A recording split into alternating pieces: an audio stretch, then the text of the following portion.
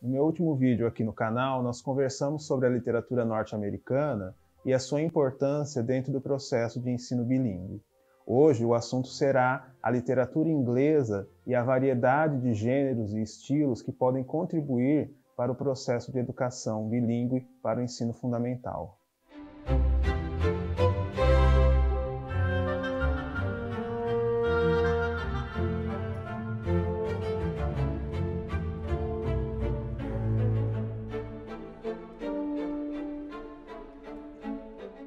Bom, pessoal, a ideia para o vídeo de hoje é apresentar um panorama da literatura inglesa, pegando aí obras que podem servir como material de estudo dentro do ensino fundamental. Então, fazendo uma linha de tempo aqui, desde as origens da literatura inglesa, nós vamos começar pela Idade Média, e aí o grande gênero da época, que eram as novelas de cavalaria, aquelas produções, aquelas narrativas que estavam voltadas para os grandes feitos da cavalaria andante. E a grande figura dentro desse ciclo de novelas é o rei Arthur. É um rei histórico do início da Idade Média inglesa, e em torno da figura desse personagem histórico surgiram fatos mirabolantes, como a espada encravada na pedra, o mago Merlin, a fada Morgana, que é a grande vilã aí dessas aventuras, e todo o conjunto dos cavaleiros que faziam parte da Távola Redonda, a mesa do rei Arthur que estava no seu castelo Camelot. E aí teremos histórias como a de Ser Tristão, Ser Lancelot, Ser Galahad, tendo sempre como pano de fundo a imagem desse grande rei que funciona como uma espécie de salvador da pátria, quer dizer, o grande rei do início aí da história da Inglaterra, que se transforma num mito, numa lenda a partir dessas narrativas. Narrativas que antes eram orais, faziam parte aí de uma tradição folclórica e que posteriormente foram transformadas em literatura escrita. Aqui nós temos uma das possíveis versões das lendas de Arthur, que é uma compilação feita pelo Howard Pyle, uma sequência de 4 livros, esse primeiro aqui focando a figura do rei Arthur, e na sequência os outros 3 falando das grandes aventuras vividas pelos cavaleiros da Távola Redonda. Tá? Bom, saindo da Idade Média, chegando ao início da Era Moderna, o chamado Renascimento Cultural, nós vamos ter o maior teatrólogo de todos os tempos, que é William Shakespeare. Então, William Shakespeare tem uma produção considerável aí de peças teatrais, de tragédias, comédias e dramas históricos, e que vai renovar a arte teatral, não só na Inglaterra, mas no Ocidente como um todo, e que vai funcionar também como um divisor de águas entre aquele teatro mais antigo, que já vem aí desde as origens gregas, e a partir de Shakespeare nós vamos pensar num teatro mais moderno. Tá? Eu separei para nós aqui algumas adaptações das peças de Shakespeare. A mais conhecida de todas, a peça mais popular de Shakespeare, que é o Romeu e Julieta, embora não seja a sua peça mais interessante, a peça mais profunda em termos estéticos, mas é a mais conhecida, justamente a história do casal apaixonado que morre por amor. Tá? Nós temos também as possibilidades de comédias, então uma das mais conhecidas do Shakespeare, que é o Muito Barulho por Nada, pegando aí intrigas sentimentais, desencontros amorosos, até o tão esperado final feliz, o happy end, que sempre faz parte aí dessas produções cômicas. Agora, se nós pensarmos nas obras maduras do Shakespeare, nas grandes obras-primas, 2 delas merecem ser consideradas. Então, a primeira que é Otelo, a tragédia do ciúme. Então, Otelo, o marido ciumento que acaba matando enganadamente a sua esposa Desdémona, por ciúmes, por uma intriga de traição que, na verdade, era totalmente infundada. E a minha peça preferida de Shakespeare, que é Macbeth, a tragédia da ambição. Então, o grande cavaleiro, Macbeth, o cavaleiro da corte do rei Duncan, que quer chegar ao poder e, ajudado por sua esposa, vai passar por cima de todos, inclusive do rei, para assumir esse trono. E o que vem depois, a trágica história da sua vida, da sua decadência, após ele chegar ao poder. Então nós diríamos que essa é uma das grandes obras-primas do Shakespeare, ao lado de outras peças tão conhecidas como a Hamlet e o Rei Lear. Mas todas elas possibilidades de trabalho com os alunos, seja na forma adaptada, ou seja mesmo com a leitura do texto integral. Tá? Bom, saindo do Renascimento, chegando aí ao século XVIII, nós vamos ter um dos primeiros romances modernos da literatura inglesa, aqui adaptado, que é o Robinson Crusoe. Então, um romance adulto que acabou sendo adaptado como literatura infantil, que vai contar a história desse náufrago que passa 28 anos da sua vida perdido em uma ilha, junto com o seu amigo, que ele conhece ali, o nativo Sexta-feira, formando aí um dos pares mais conhecidos da literatura de todos os tempos, em termos de amizade. Mas, se para a criança as aventuras do Robinson Crusoe tem toda essa dinâmica de uma ilha perdida, de sobrevivência, de como lidar aí com as intempéries do destino, tão importante é a visão dessa obra como o início de uma perspectiva capitalista de vida. Nós diríamos que a grande aventura de Robinson Crusoe é a aventura capitalista, ou seja, é a aventura do enriquecimento individual. Porque antes de Robinson Crusoe ficar 28 anos numa ilha, ele acaba se tornando fazendeiro aqui no Brasil. O personagem passa aqui pelas costas brasileiras, adquire terras, e depois que ele sai da ilha, ele é um rico proprietário, um rico produtor aí rural. Tá? Então, o Robinson Crusoe, dentro da nossa literatura inglesa, vai ser o primeiro grande capitalista focado num romance. E essa aventura, então, do enriquecimento, tão ao gosto do capitalismo, que começa a ser mapeada e desenhada nessas obras, no caso aqui da literatura inglesa. Algo que vai se repetir na era romântica da literatura inglesa em obras como, por exemplo, Orgulho e Preconceito, da Jane Austen. A Jane Austen, que é conhecida aí pelos seus 6 romances de intrigas sentimentais, sempre a perspectiva do casamento por amor, do final feliz. Então, as mocinhas sofredoras que vão passar por muitos problemas, mas que no final vão alcançar esse casamento por amor. Mas por trás dessas intrigas sentimentais, o que nós temos é um panorama da dinâmica entre as diferentes classes sociais.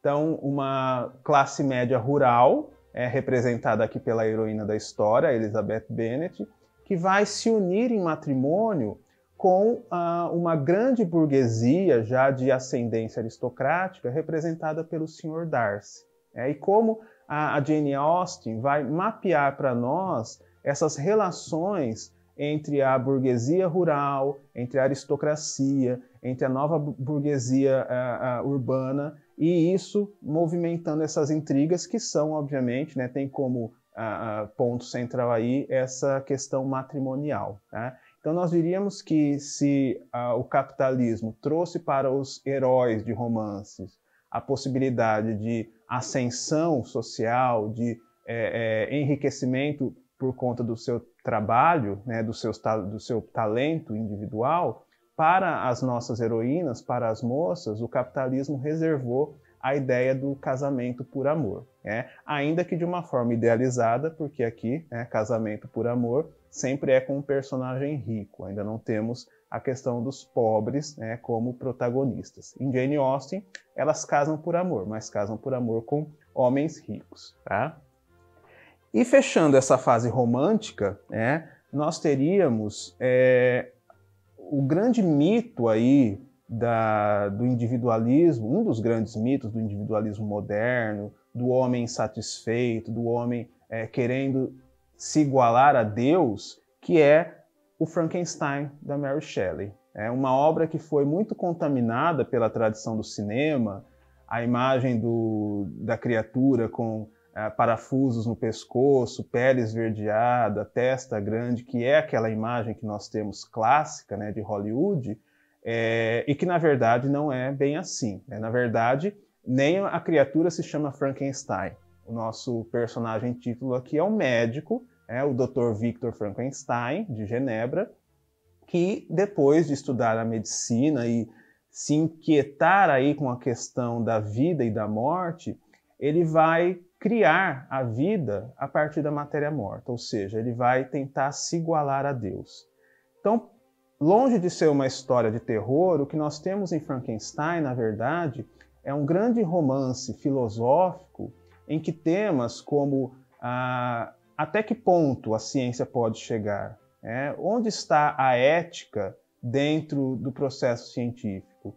O homem tem o direito de se igualar a Deus? Então são questionamentos que a vida e as aventuras do Dr. Victor Frankenstein vão trazendo para o leitor e nos fazendo refletir de qual é a nossa posição no mundo. Então, entre a ciência e a religião, o que cabe a uma e o que cabe à outra. Questionamentos que fazem parte, inclusive, da nossa sociedade do século XXI, quando a gente pensa em clonagem humana, em células-tronco. Então, vamos dizer aí que a ovelha Dolly é a herdeira direta aqui da criatura do Dr. Victor Frankenstein. Então, até que ponto a ciência caminha dentro dos limites da ética e a partir de que momento que nós esbarramos no que é proibido. Então, são grandes questionamentos que a Mary Shelley traz aqui no seu romance. Tá?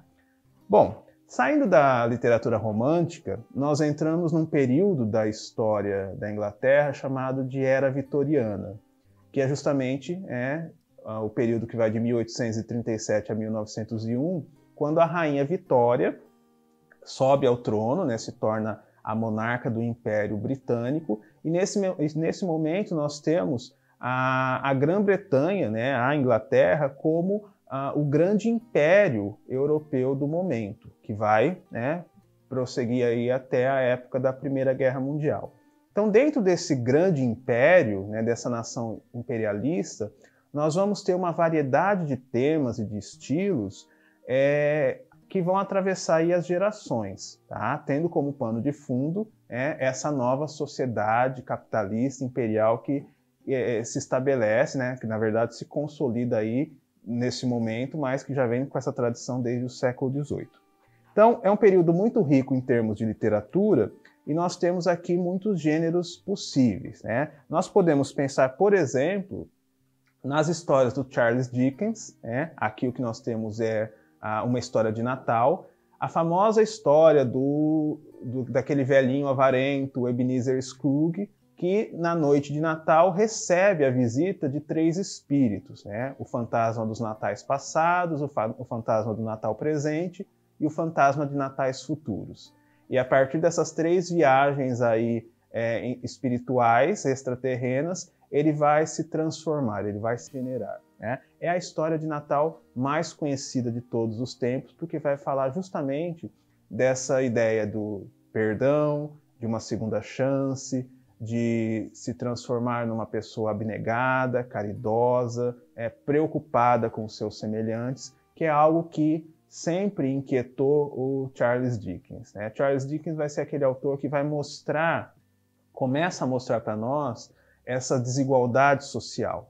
Então, essas camadas mais pobres, a Londres vista não a partir do prisma aí dos seus bairros mais elegantes, mas da periferia, dos bairros dos proletários, daquela região mais violenta, e a partir daí a possibilidade de regeneração, de salvação dos seus protagonistas. Tá?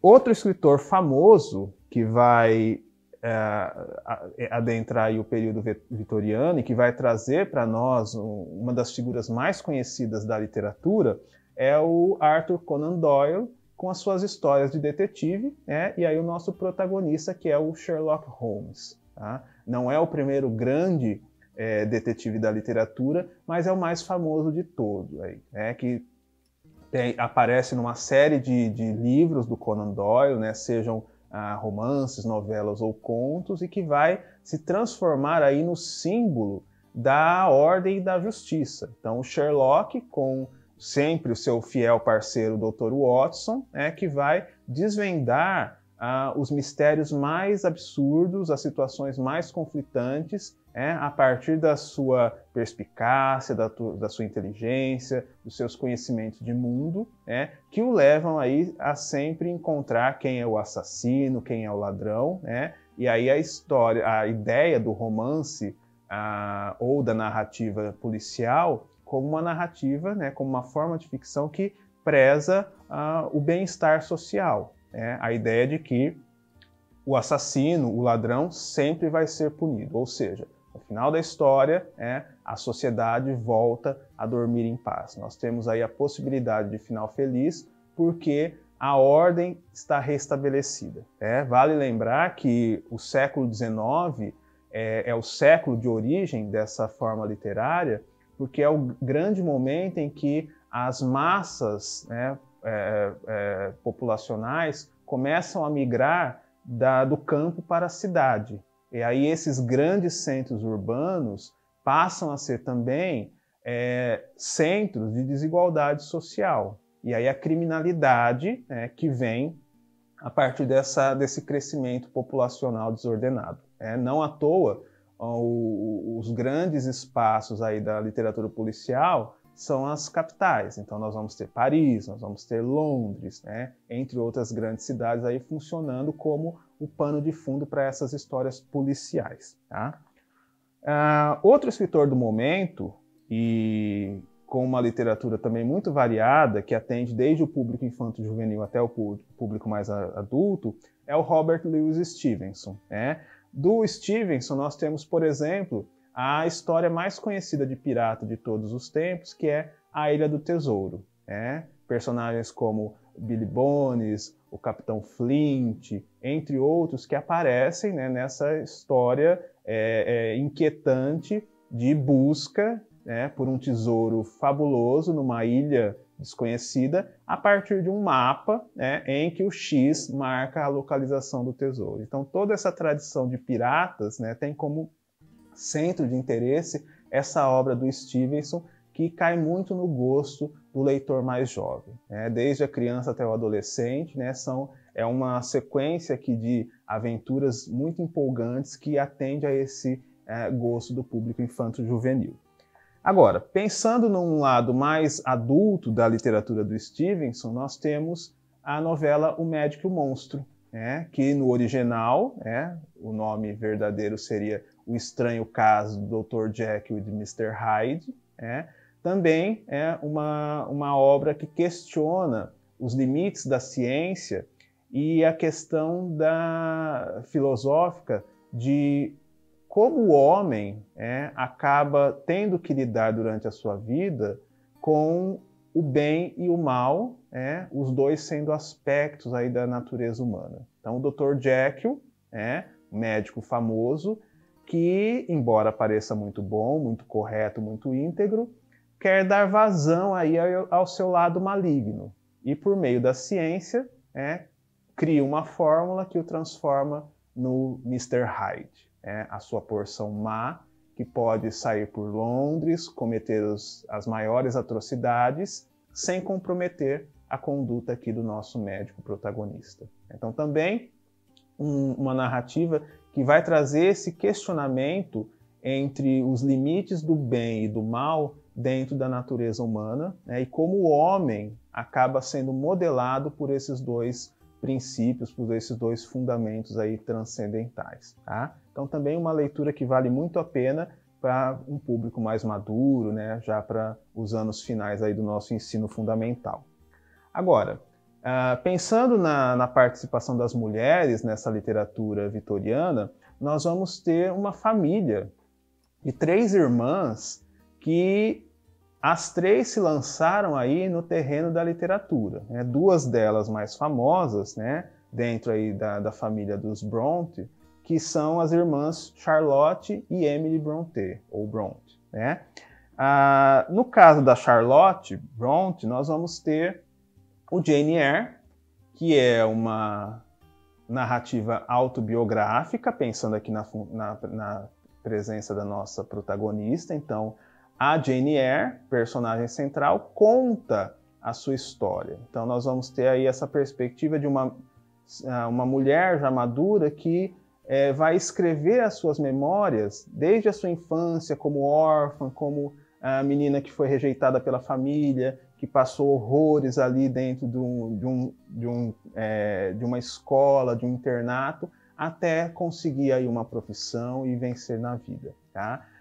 Longe de ser uma história sentimental, que nós temos aqui nessa autobiografia, né, como a autora chama, é a história de uma mulher à frente do seu tempo. Então a Jane Eyre é uma grande feminista que não vai baixar sua cabeça para ninguém. Ela vai sofrer muito, então é um romance que nós acompanhamos aí todo esse sofrimento, né, desde a infância até a vida adulta da protagonista, mas o sofrimento para ela é uma forma de aprendizagem. Aí ela vai conquistar aí o seu espaço na sociedade a partir da sua inteligência, da sua perspicácia, da sua presença de espírito e do seu temperamento. Tá? Então, um romance que vale muito a pena, tá? Aí criado por uma das irmãs Brontë.